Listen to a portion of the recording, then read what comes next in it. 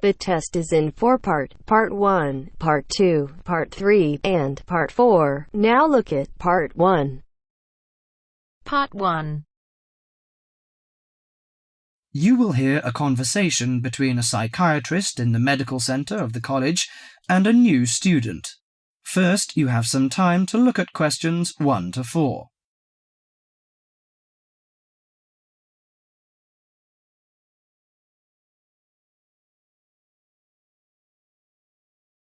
Now listen carefully to the conversation and answer questions 1 to 4. Hello, sit down, please. Thank you. Now, you are a new patient, aren't you? Yes, that's right. Okay, so I'd better get some basic details down first. Right, we'll start with your name. Martin Hansen. Do you spell that S-O-N or S-E-N? Hansen. Okay, and you're a first-year student? Yes, I am. Study in? Electronics, actually. I hope you enjoy it. Thanks. And your address? 2805 Hesperian Avenue, Hayward. 2805 and Hesperian. Yes, that's Hesperian. Hayward, Hayward. And your phone number? 734-246-55. 734-264-55. No, you got the 6 and the 4 the wrong way round. It's 24655. Huh? Sorry, right. And, when were you born? The 15th of June, 1986. Here in New Zealand? No, I was born in Sydney.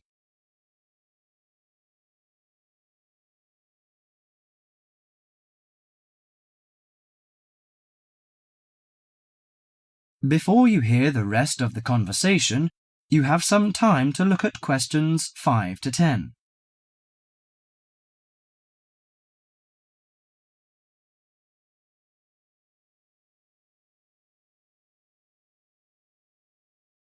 Now listen to the conversation and answer questions 5 to 10. Good. So, what's your problem? Well, frankly, I wonder whether it is a problem. I get the blues, and it lasts for quite a while. I don't know how to... Yes, we all feel sad or get the blues now and again. Generally, our sadness lessens in time, and with the support of friends. However, if the depression leads to difficulty in thinking and greatly disrupts your daily routine, it can be evidence of a psychiatric problem. What do you feel exactly? I always feel sad and worthless. I find it hard to fall asleep and wake up early in the morning. How long has it lasted? Nearly half a month. Do you feel fatigue or loss of energy? Or you may have lost interest or pleasure in usual activities? Yes, sometimes. At first I thought I could overcome it by myself, but I failed, and I'm so glad that you came here. It seems that you are suffering mild depression from your symptoms. Depression? Yes, I feel depressed sometimes. But why would I... Depression may occur as a result of biochemical changes in the body. Alcohol, amphetamines, cocaine, and LSD can bring on depression. Those who have a family history of depression usually have a greater risk of depression. Sometimes the worrying changes in life can lead to depression. I see. I had a really bad breakup of a love relationship. It makes me feel hopeless. Do you think I need some treatment? Yes. Antidepressant medications are often used to treat depression, if it is serious. But I don't suggest them at first because of the side effects. I suggest psychotherapy, which can give you support and help you regain control. So do I need to come here every day? No, I will arrange counselling sessions for you, which will last 12 to 20 weeks. You come here once or twice each week. The psychotherapy is directed at helping you gain insight and understanding about events in your life, which may have contributed to your depression. With growing insight, you can often learn more effective ways of coping with your feelings and changing your behaviour. What can I do to take care of myself? Well, at first you should do some physical exercises on a regular basis, at least 3 times a week. How is your food? Do you eat well? Yes, I think so. I eat at my homestay family. Good. Find a hobby or a positive recreational activity to participate in once or twice a week. I know it's difficult for you, though. When you feel it's hard to overcome the depression, come to the counselling session. Remember, ask for help if the load is too heavy to handle. Yes, I'll try. So, when will my counselling session begin? I'm going to arrange that for you. That is the end of part 1. You now have half a minute to check your answers.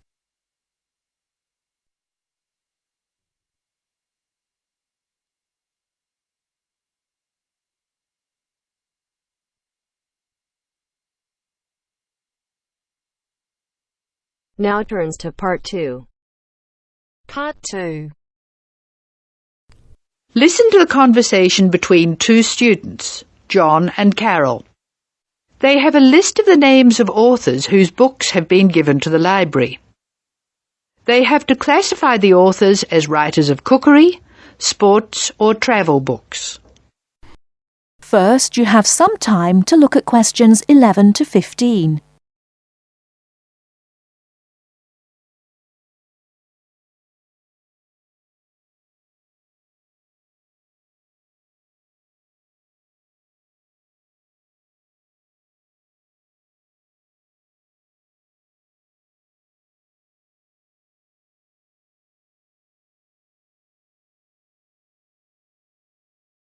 Now, listen carefully and answer questions 11 to 15.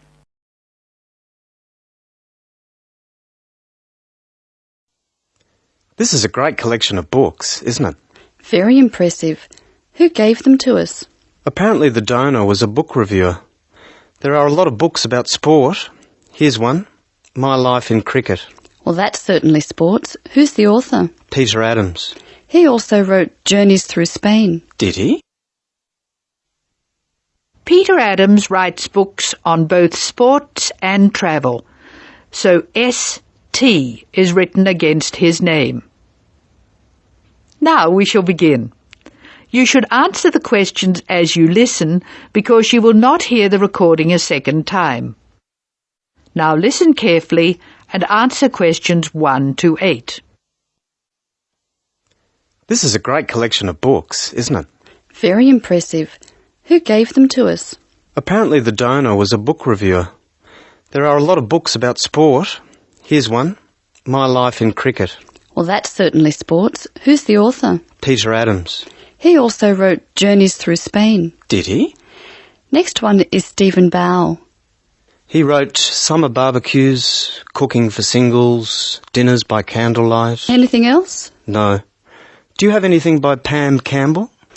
Wanderings in Greece, My Life in Russia, Travels in the Amazon, and Pam Campbell's Guide to a Successful Trip. Sounds like she got around. My next one is C. Ketzik. He has a list of books about football, the World Cup, Heroes of the World Cup, Playing with the Round Ball, Soccer for Everyone. That's enough. He was a one-topic writer. Ari Hussein, however, wrote about cooking and travel. His series of cookbooks is called Living and Cooking in Spain, Living and Cooking in China, Living and Cooking in Brazil. He's been everywhere. I've got a specialist here, Sally Innes on tennis. Here are some of her titles. Improve Your Serve, Tennis for Everyone, Tennis Forever. Before you hear the rest of the talk, you have some time to look at questions 16 to 20.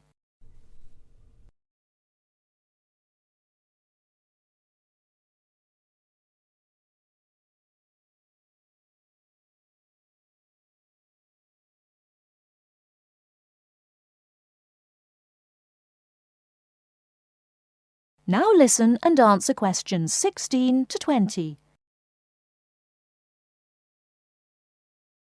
Sally Innes on tennis. Here are some of her titles. Improve Your Serve, Tennis for Everyone, Tennis Forever. Meg Jorgensen has 3 books, one in each category. Cooking for Health, Sport is Good for You, and Travelling in Australia. A varied talent. Who's next? Bruno Murray. He wrote children's books. A whole series called A Child's Guide to, and then the name of the city. Oh, you mean like A Child's Guide to London? Yes, that's right. He seems to have stayed in Europe. Ruby Lee, however, has just one book. It's called The Emerald Isle, and it's all about Ireland. Apparently she went around Ireland on foot. Jim Wells wouldn't like that. His books are all about motor racing. Nice photos of old racing cars. Don't you love the goggles on the driver? They do look strange, don't they? I think we're nearly finished. What did Helen Young write? Summer menus. Food for thought. She also did a book of Chinese recipes. Cantonese, I think. OK, that's dealt with the first box. Let's stop for a minute. That is the end of part 2. You now have half a minute to check your answers.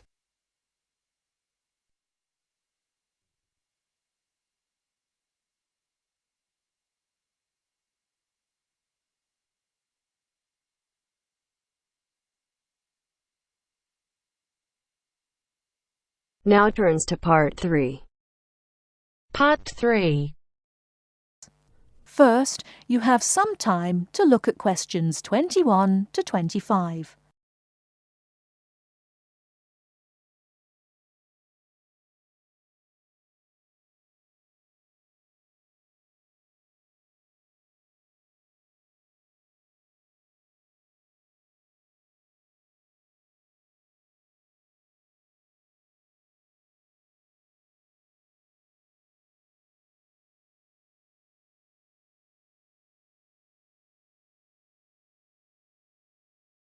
Now, listen carefully and answer questions 21 to 25.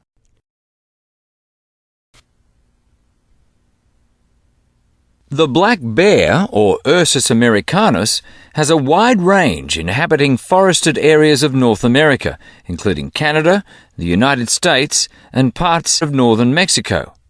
Black bears are omnivores, getting their nutrition from a wide variety of plants and animals. The particular foods any one bear eats depends on what's available in the area where that bear lives, as well as on the season of the year. Generally speaking, plant foods make up 90% of the bear's diet. The rest of its meals consist of animal foods, such as insects and fish. Bears have a relatively long gestation period. Mating takes place in the spring or early summer, but bear cubs aren't born until the following winter. Usually, 2 cubs are born at a time, although some litters may have as many as 5 cubs. Bear cubs are dependent on their mother and may stay with her for close to 2 years. Wild black bears can live as long as 25 years. They've lived for as long as 30 years or more in captivity.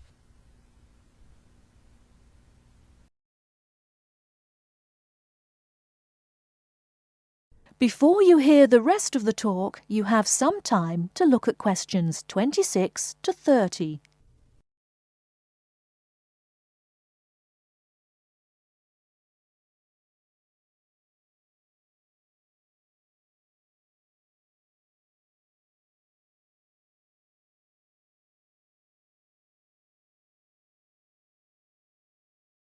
Now listen and answer questions 26 to 30. Much of the black bear's range coincides with the range of its close cousin, the grizzly bear. Although these bears are somewhat similar in appearance and habits, it isn't difficult to tell the difference between them. Colour isn't necessarily a distinguishing characteristic, as both species of bears occur in a range of colours from almost blonde to dark brown or black. Many black bears, however, have a patch of fur on their chests that's lighter in colour than the rest of their fur. Grizzly bears don't have this patch. Size isn't always a distinguishing feature either, although grizzly bears are usually heavier with an average weight of 225 kilos. Black bears average 140 kilos in weight. Grizzly bears spend time digging in the ground for roots and tubers that make up part of their diet. The large muscles they need for this give them a distinct shoulder hump. This hump is absent in black bears, which don't do the same kind of digging. The shape of the face and ears is also different in each species of bear. Grizzly bears have a depression between the eyes and nose, and short, round ears. Black bears, on the other hand, have a straighter profile and longer, more pointed ears. Grizzly bears are known for their fearsome, long, sharp claws. Black bears have shorter claws, which are better suited for climbing trees. That is the end of part 3. You now have half a minute to check your answers.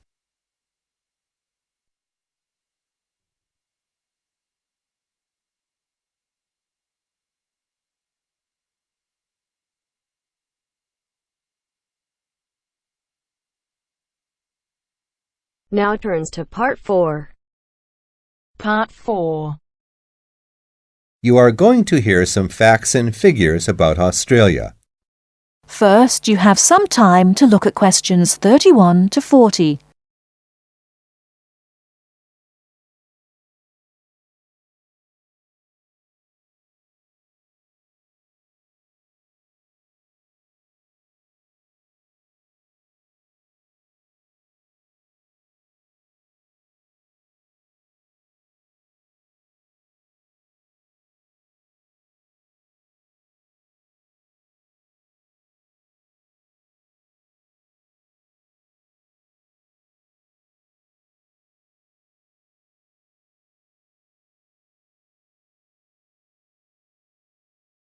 Now listen carefully and answer questions 31 to 40.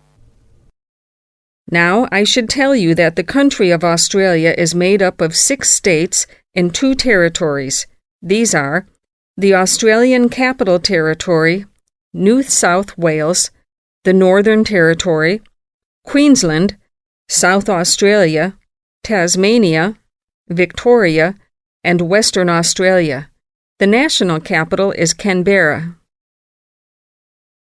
Right, let's turn to the Australian economy. Australia has a prosperous Western-style capitalist economy. Australia is a major exporter of agricultural products, minerals, metals, and fossil fuels. Commodity prices have a big impact on the economy. Australia suffered from the low growth and high unemployment typical of the OECD countries in the early 1990s, but the economy has expanded at reasonably steady rates in recent years. In addition to high unemployment, short-term economic problems include how to balance output and inflation and how to stimulate exports. The economy is made up like this: agriculture, 3.1%, industry, 27.7%, services, 69.2%. The labor force has a similar pattern. The total labor force is 8.2 million. 34% work in finance and services, 23% work in public and community services, 20% work in the wholesale and retail trade, 17% work in manufacturing and industry, and 6% work in agriculture. What are the chief industries of Australia? They are mining, industrial, and transport equipment, food processing, chemicals, and steel. What are Australia's main agricultural products? They are wheat, barley, sugarcane, fruit, cattle, sheep, and poultry. And who do we sell our products to? At present, our chief export market is Japan, which takes 24% of our exports. After that, South Korea takes 8%, and New Zealand and the U.S. each take 7%. In years to come, however, we expect China to become a significant trade partner. China already supplies 5% of Australia's imports. This is the same amount as New Zealand. Meanwhile, we take 1/5, in fact 22% of our imports from the U.S., 17% from Japan, and 6% from the UK. So what sort of things does Australia import? Well, we import a lot of machinery and transport equipment, especially computers and office machines, also telecommunications equipment, and in addition we have to import oil and petroleum products. So let's move to the subject of communications in Australia. We have an estimated 8.7 million telephones and 9.2 million televisions. There are some 134 television broadcast stations and 325 radio stations. The related subject of transport is naturally very important in such a big country as Australia. Let's look at highways first. There are two kinds of highways, paved and unpaved.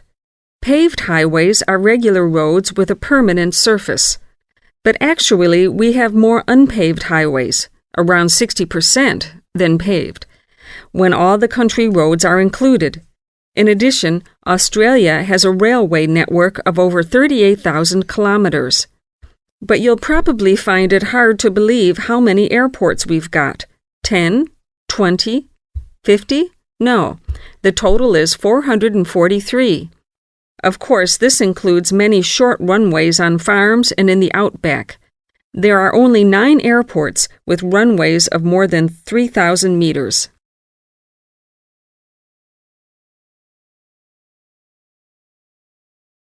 That is the end of part 4. You now have half a minute to check your answers. Sex, drugs, cocaine.